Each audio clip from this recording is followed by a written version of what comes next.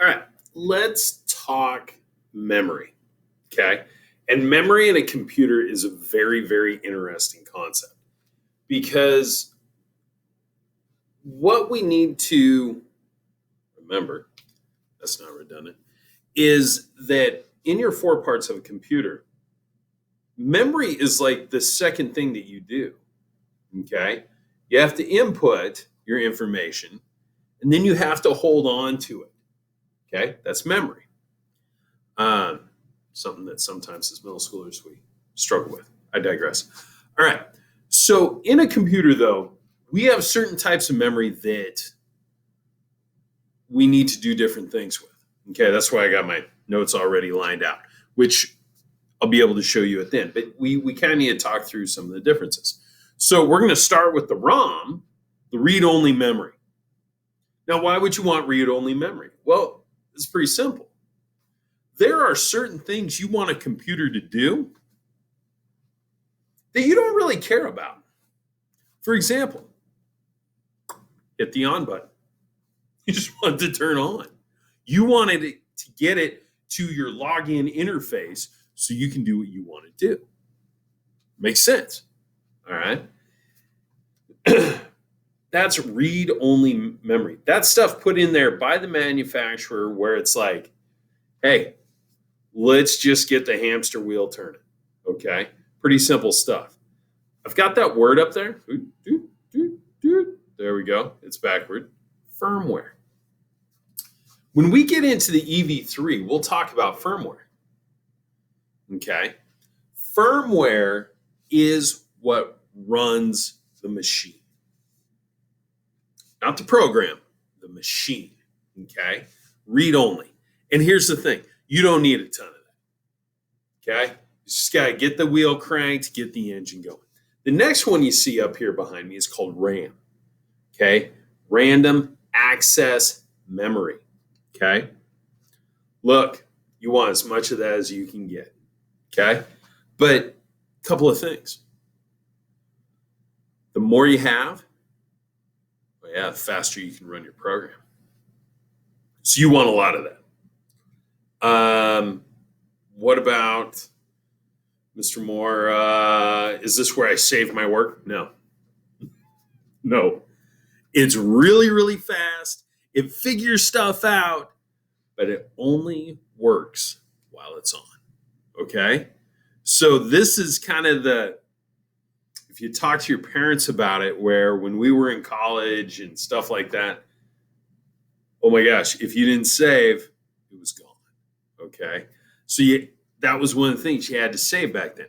So RAM, that's what we use to process. Okay? Because we input, okay, and then we have to hold on to it. That's the memory. But RAM is the processing memory, because think about this. When you work out a math problem and you go 9 plus 5, okay, we all go 14. I'm good.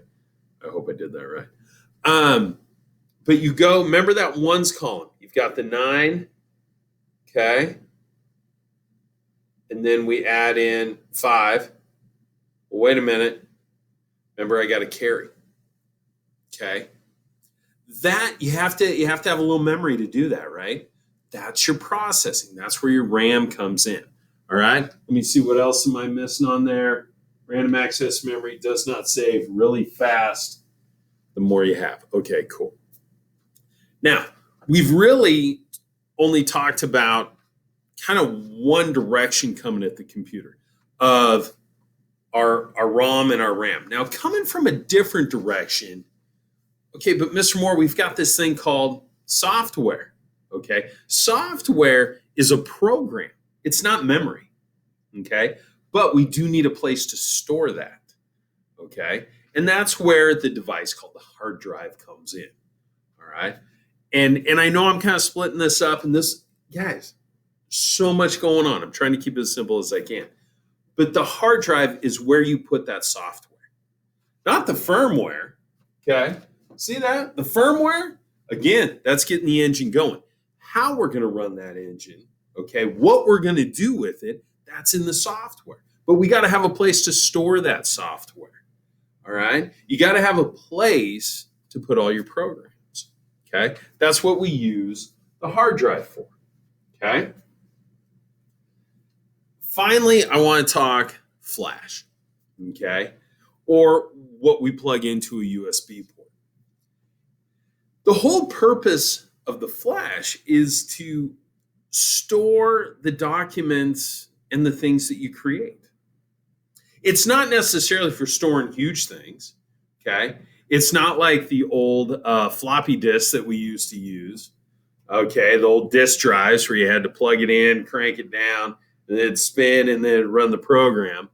It's not for that. Okay. It's for storing all of those things that you've created, all those programs. It's a place to store pictures. I love those little screens.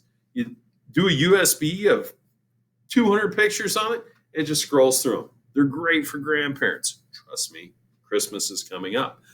But the flash is not for where we store our programs, but where we store our work. Now, is there some storage space on your hard drive? Yeah, if you've got PC and you've got drive C, okay, you can put some things in there, but sooner or later it fills up. We run out of space, okay? But that's where different things go in different places. All right, so that is kind of a crash course on memory. We'll kind of feather this out more in class, so watch this, be ready to go, okay? And make sure you fill out the Google form.